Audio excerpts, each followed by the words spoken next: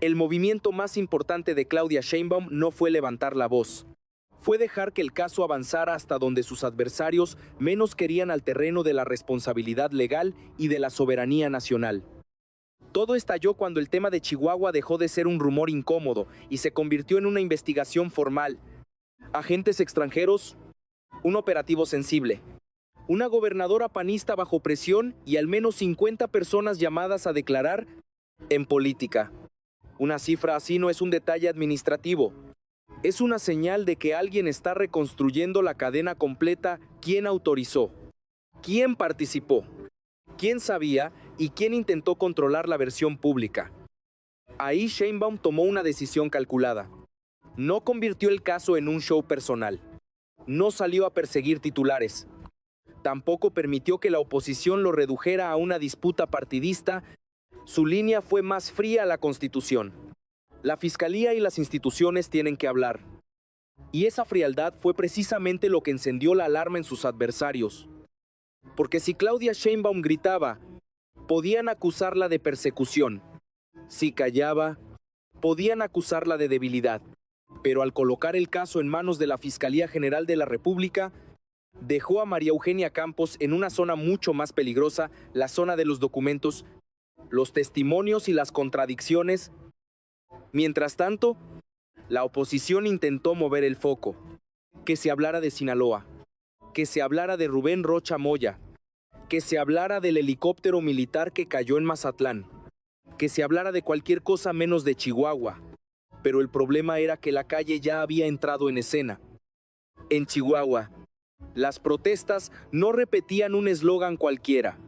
Decían: la patria no se vende, la patria se defiende. Esa frase cambió la naturaleza del conflicto. Ya no era solo un expediente, era una batalla por la narrativa de la soberanía. Sheinbaum leyó el momento con precisión.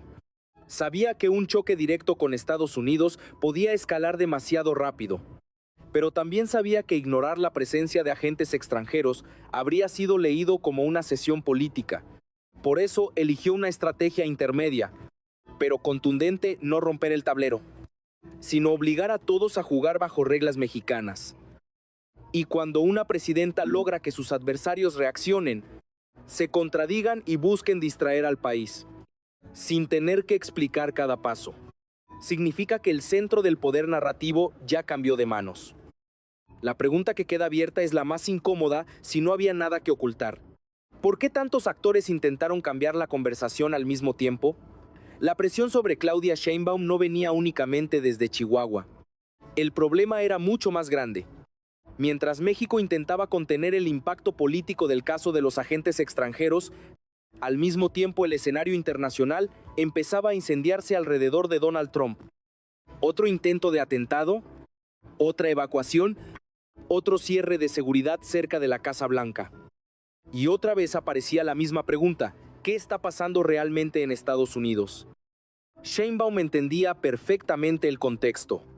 Un vecino políticamente fracturado siempre representa un riesgo para México, pero un vecino polarizado, armado y además obsesionado con recuperar control geopolítico sobre América Latina representa algo todavía más delicado.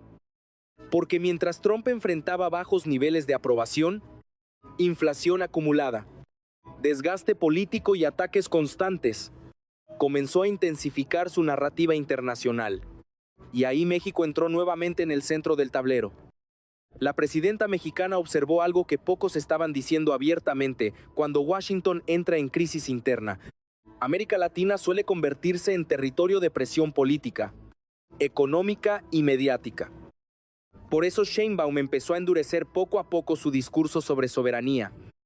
No de forma estridente, no con confrontaciones abiertas, sino colocando mensajes precisos en momentos estratégicos. Primero recordó públicamente el historial intervencionista de algunos embajadores estadounidenses en la región. Después dejó que el tema de Chihuahua siguiera avanzando institucionalmente y finalmente permitió que desde Palacio Nacional comenzara a instalarse una narrativa mucho más profunda. México ya no estaba dispuesto a actuar como un actor subordinado. Ese mensaje empezó a incomodar tanto dentro como fuera del país. especialmente cuando apareció Isabel Díaz Ayuso en México. La presidenta de la Comunidad de Madrid llegó hablando de democracia, libertad económica y defensa empresarial. Pero para el entorno político de Sheinbaum, aquello no era una visita inocente. Era parte de una ofensiva ideológica mucho más amplia contra los gobiernos progresistas de América Latina. Y Claudia Sheinbaum decidió responder sin responder directamente.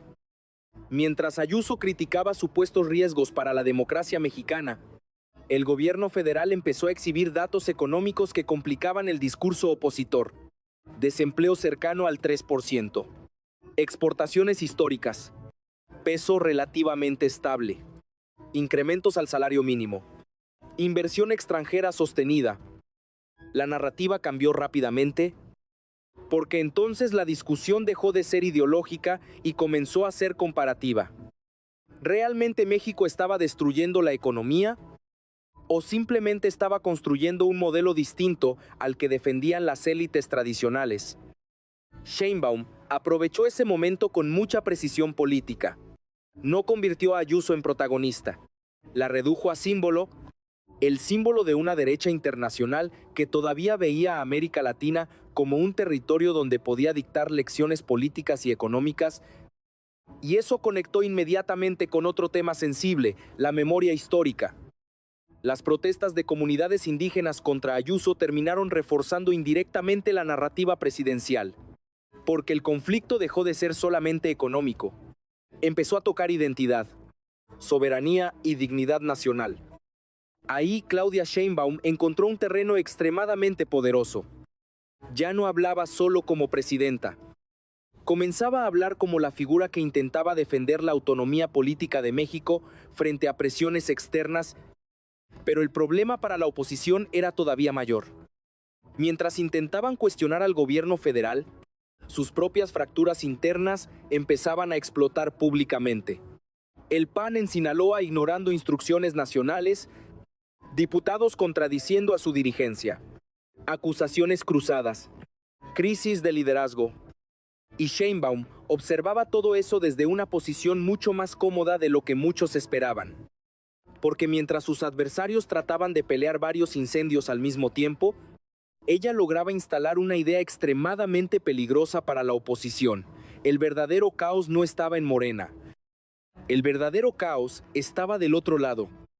Y cuando una presidenta consigue que la oposición parezca más desordenada que el propio gobierno bajo presión, el equilibrio político empieza a cambiar silenciosamente.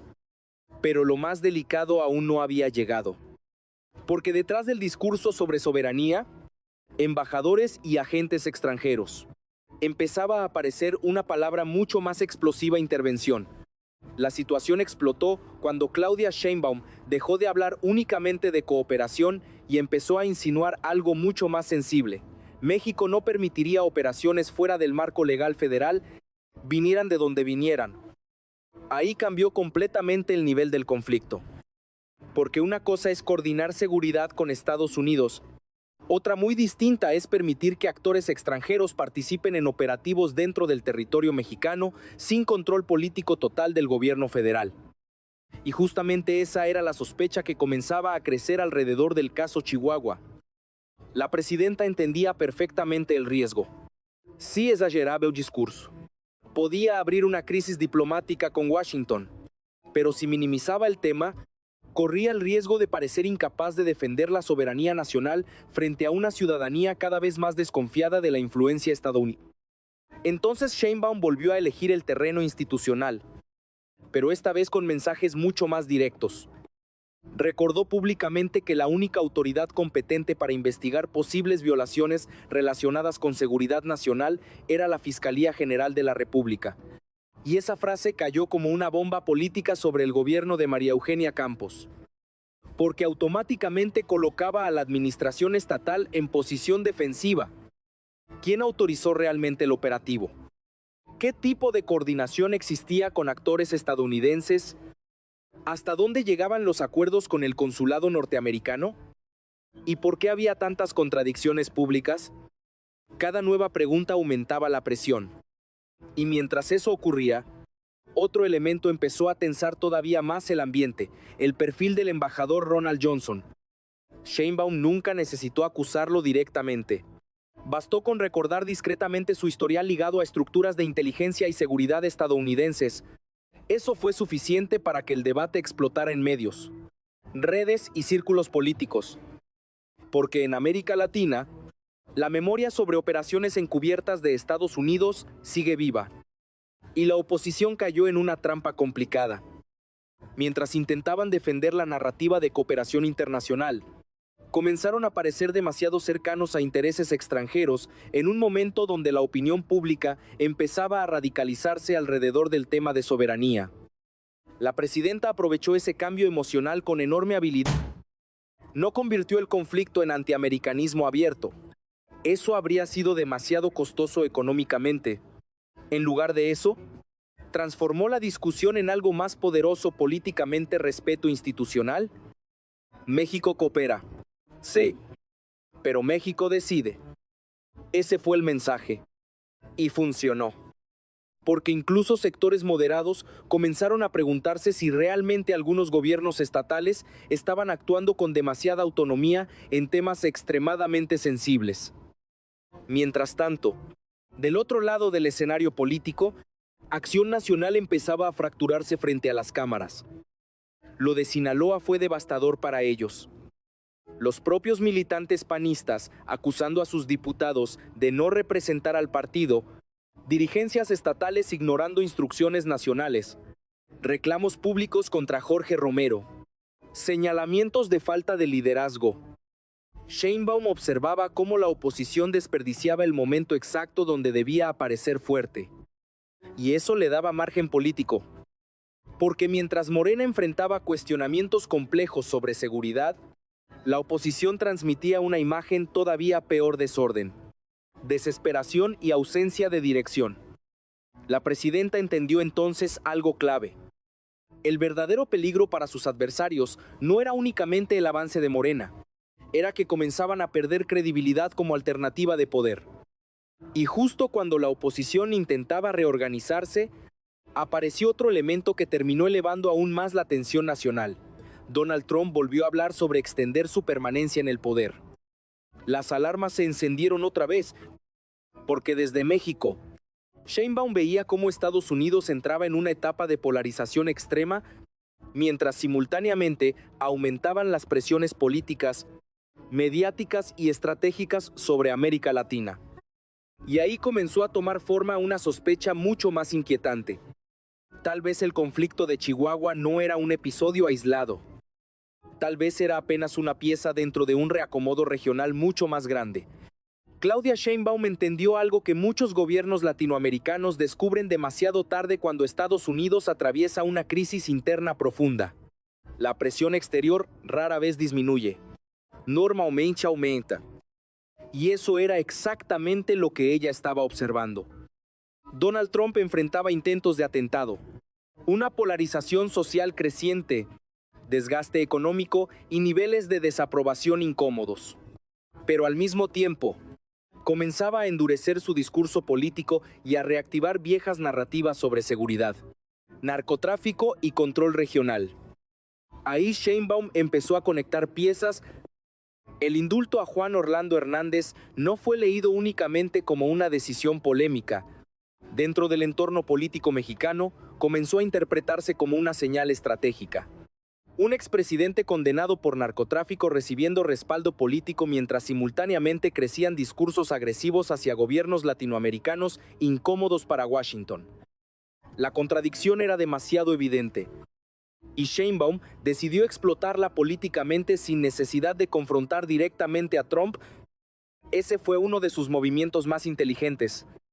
En vez de convertir el conflicto en una pelea emocional entre presidentes, trasladó la discusión hacia algo más difícil de desmontar: la coherencia del discurso estadounidense. ¿Cómo podía hablarse de combate al narcotráfico mientras se otorgaban indultos tan polémicos? ¿Cómo podía exigirse institucionalidad en América Latina mientras Estados Unidos atravesaba una crisis política interna cada vez más evidente?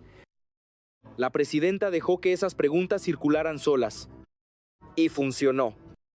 Porque poco a poco comenzó a instalarse una narrativa distinta. México ya no reaccionaba automáticamente a las presiones de Washington. Ahora analizaba, respondía y calculaba políticamente cada movimiento. Pero Sheinbaum sabía que el verdadero centro de la disputa no era únicamente diplomático, era económico. Ahí estaba el corazón del conflicto.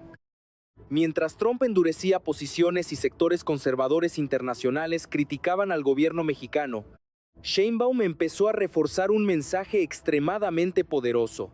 Los números económicos no respaldaban el discurso catastrofista de la oposición. Exportaciones récord, inversión extranjera sostenida, tipo de cambio relativamente estable, aumento histórico del salario mínimo. Y sobre todo, un dato simbólicamente demoledor: México consolidándose como principal socio comercial de Estados Unidos. Eso alteraba completamente el tablero, porque durante años, buena parte de la élite política mexicana había construido una narrativa donde cualquier gobierno alejado del modelo tradicional terminaría destruyendo la economía nacional, pero la realidad empezaba a complicar ese argumento. Sheinbaum aprovechó entonces otra ventaja estratégica: comparar el presente con las grandes crisis del pasado. Por eso retomó públicamente las declaraciones relacionadas con Ernesto Zedillo y el rescate financiero de los años 90. No era casualidad, era una operación narrativa cuidadosamente diseñada. La presidenta buscaba conectar dos ideas al mismo tiempo. Primera, los gobiernos anteriores dependían políticamente de Washington para sobrevivir económicamente. Segunda, el nuevo modelo intentaba mantener estabilidad sin entregar control político total al exterior.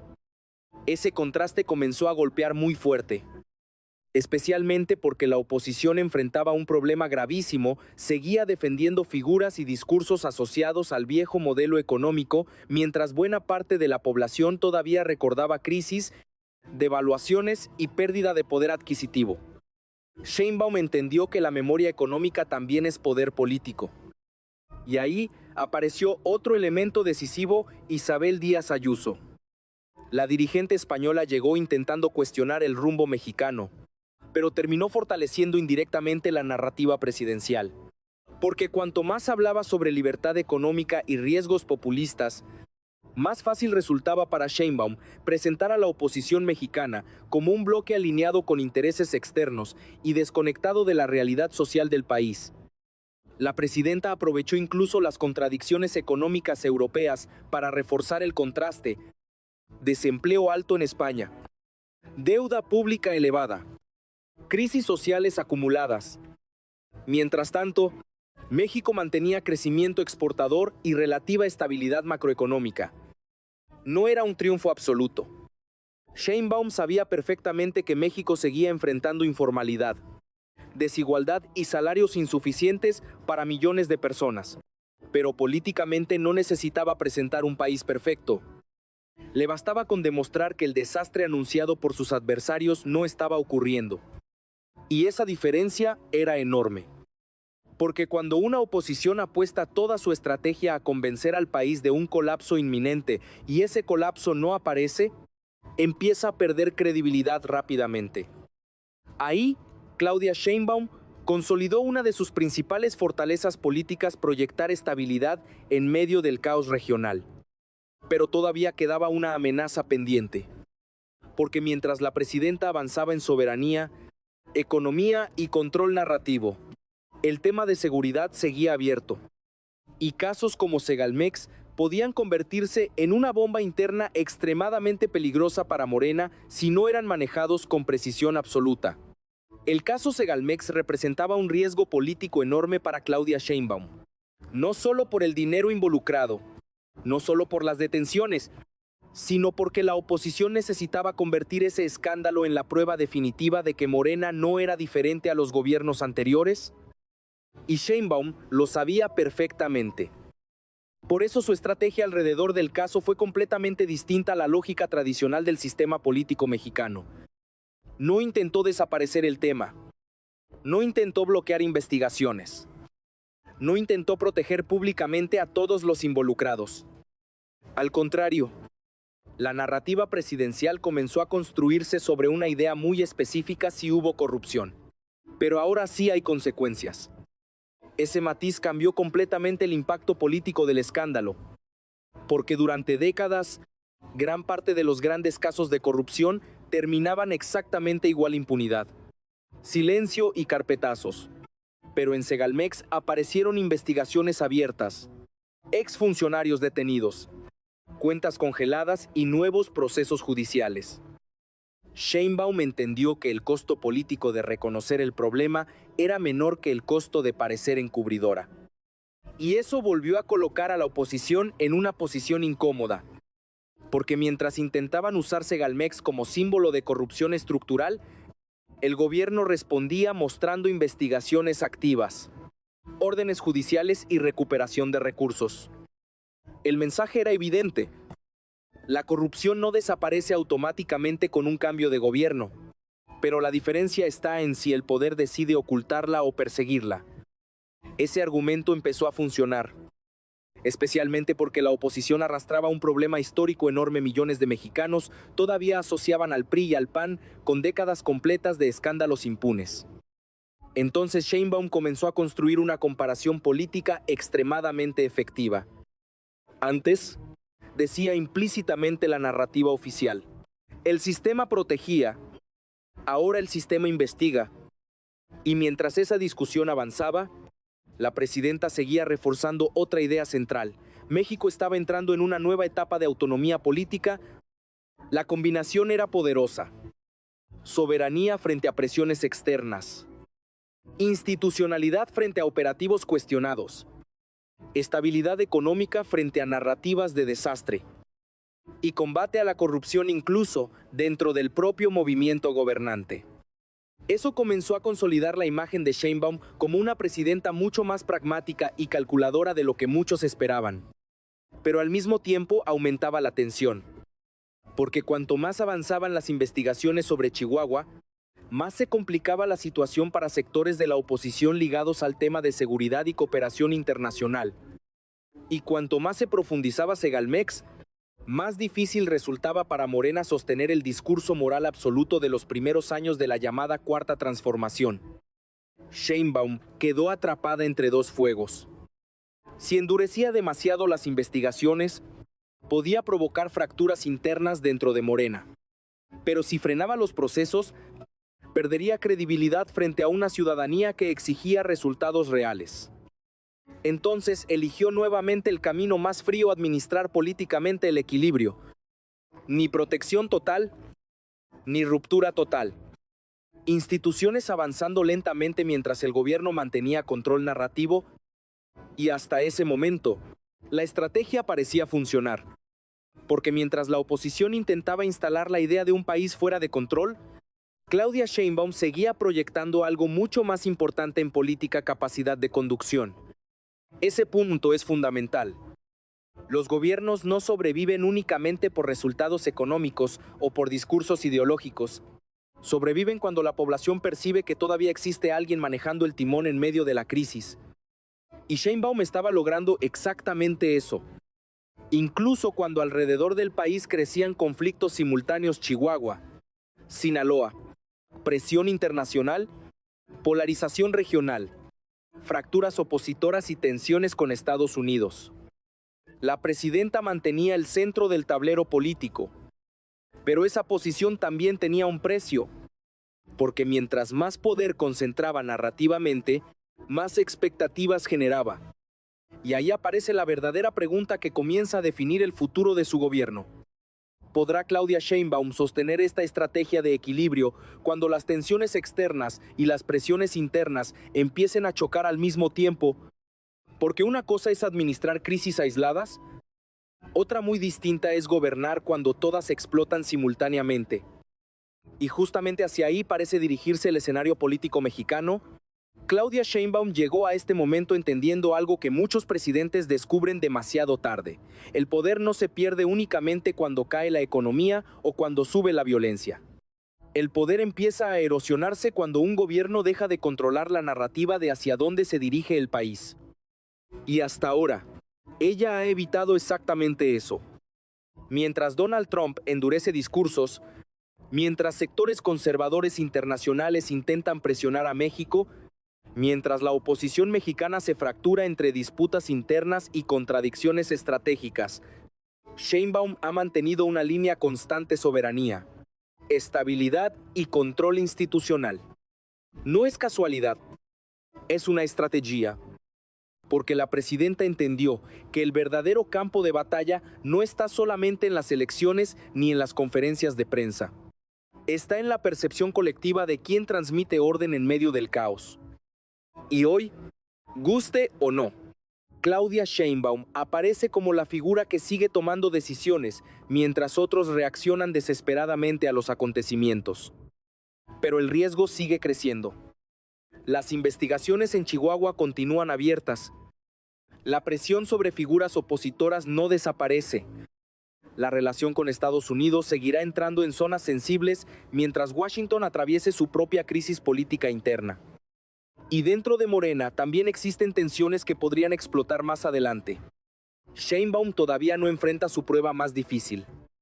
Porque gobernar con estabilidad relativa es una cosa.